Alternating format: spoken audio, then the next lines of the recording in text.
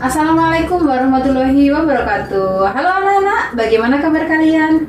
Ibu harap kalian selalu sehat walafiat. Anak-anak, jumpa lagi dengan Ibu Dita Kodarianti. Tentunya kalian juga sudah tahu kalau kita akan belajar geografi. Ibu harap kalian menyimak video sampai selesai ya, supaya kalian memahami materi dan bisa mengerjakan tugas dengan baik. Pertemuan sebelumnya, kita sudah membahas tentang pengembangan wilayah Indonesia sebagai negara maritim. Untuk pertemuan hari ini, kita akan membahas tentang posisi strategis Indonesia sebagai negara maritim.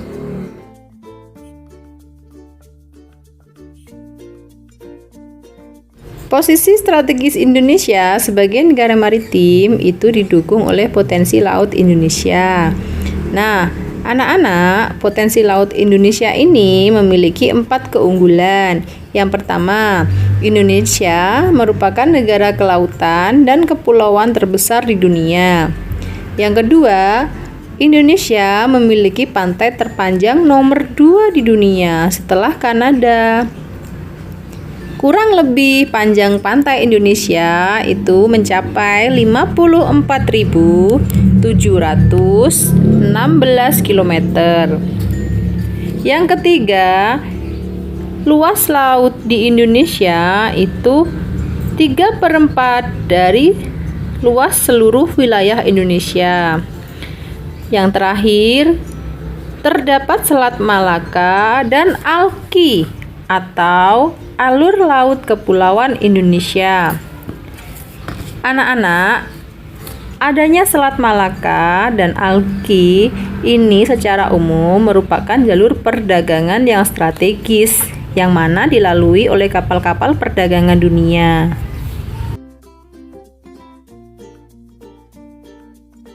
Anak-anak, mengapa Indonesia disebut sebagai poros maritim?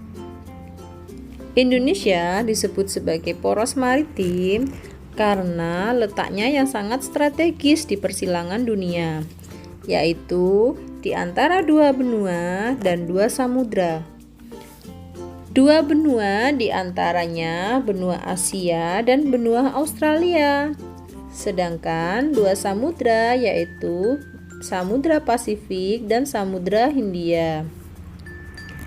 Ternyata letak Indonesia yang sangat strategis itu menjadikan Indonesia sangat penting bagi pelayaran dunia.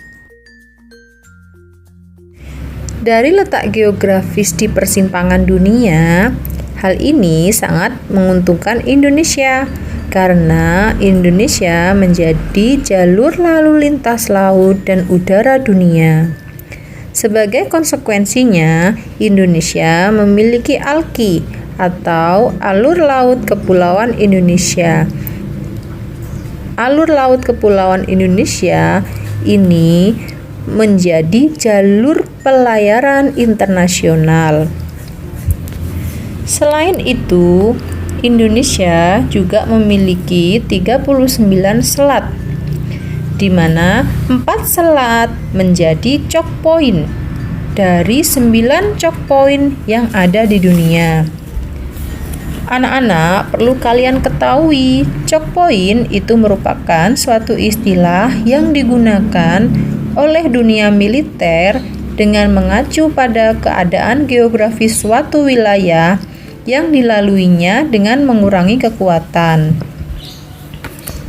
4 choke point yang ada di Indonesia yaitu Selat Lombok, Selat Malaka, Selat Sunda, dan Selat Makassar. Dengan melihat potensi kemaritiman Indonesia, banyak sektor yang dapat digunakan dalam mendukung pembangunan seperti pariwisata bahari, perikanan, jasa kelautan, pertambangan, transportasi laut, industri maritim, bangunan kelautan, dan sebagainya.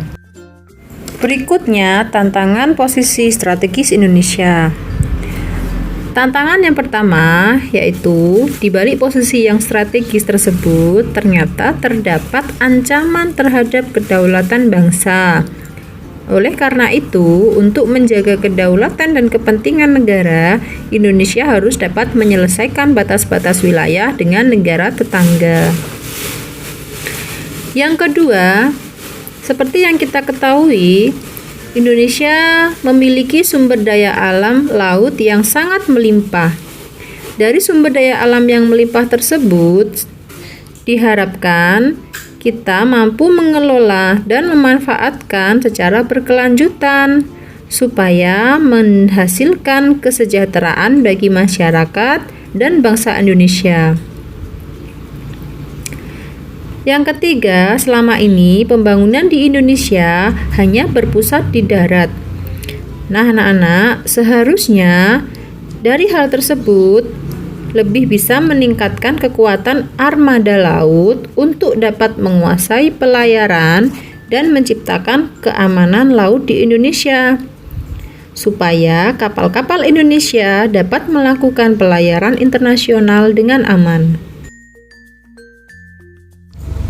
Berikutnya, peran strategis dalam kawasan regional maupun internasional. Anak-anak, di sini Indonesia memiliki 4 peran. Yang pertama, sebagai pusat perekonomian global. Hal ini dikarenakan Indonesia terletak di antara persilangan benua dan samudra, sehingga Indonesia menjadi pusat lalu lintas di kawasan Asia Pasifik.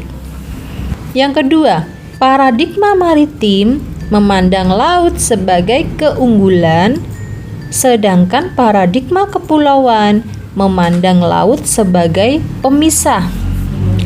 Anak-anak, kelautan di Indonesia apabila dimanfaatkan dengan baik dapat sebagai pemicu pertumbuhan ekonomi dan sekaligus dapat sebagai penggerak pembangunan nasional.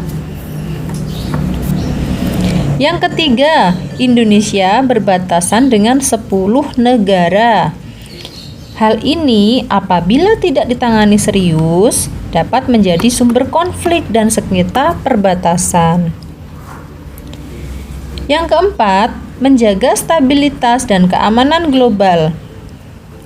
Hal ini dikarenakan Indonesia merupakan negara yang besar dan memiliki peran strategis di bidang politik, ekonomi, dan keamanan.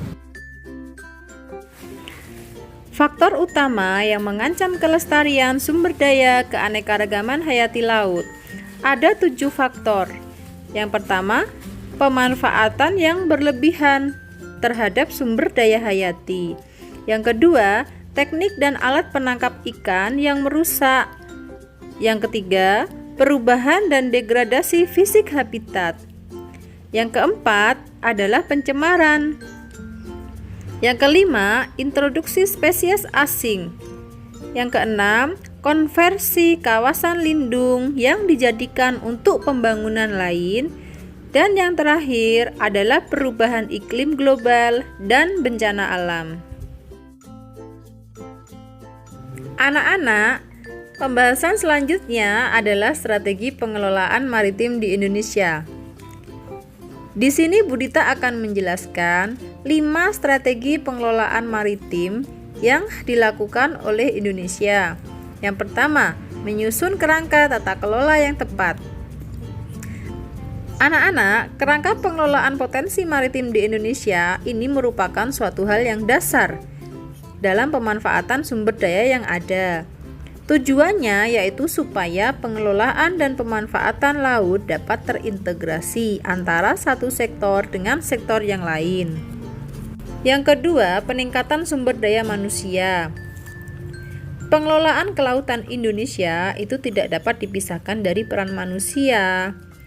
Manusia selaku pengelola sumber daya memiliki peran vital bagi kelangsungan dan keberhasilan pembangunan. Nah, anak-anak, kesimpulannya, manusia yang berkualitas merupakan jaminan keberhasilan pengelolaan kelautan di Indonesia. Yang ketiga, penguatan infrastruktur.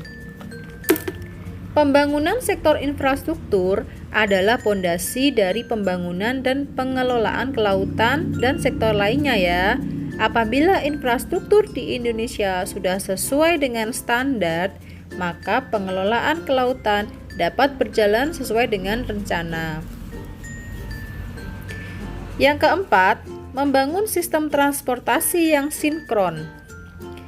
Sistem transportasi yang sinkron itu adalah sistem transportasi laut harus terintegrasi dengan transportasi darat, karena pada dasarnya transportasi laut merupakan sarana dalam mobilitas antara pulau satu dengan pulau lainnya. Yang kelima, membangun sistem pertahanan dan keamanan. Sistem pertahanan dan keamanan ini tujuannya untuk menciptakan ketahanan nasional yang maksimal, mewujudkan kesejahteraan, ketentraman, dan keamanan bagi bangsa Indonesia. Anak-anak, pertahanan dan keamanan yang dapat menjamin pengelolaan sumber daya maritim ini memungkinkan pemanfaatannya akan menjadi lebih maksimal. Sebagai contoh, setiap hari banyak kapal yang melintasi perairan Indonesia, baik kapal dagang maupun militer. Nah, apabila kapal-kapal tersebut tidak diawasi, dapat melakukan tindakan yang melanggar hukum seperti illegal fishing, penyelundupan barang, dan pelanggaran-pelanggaran lainnya. Sekian penjelasan dari Ibu Dita.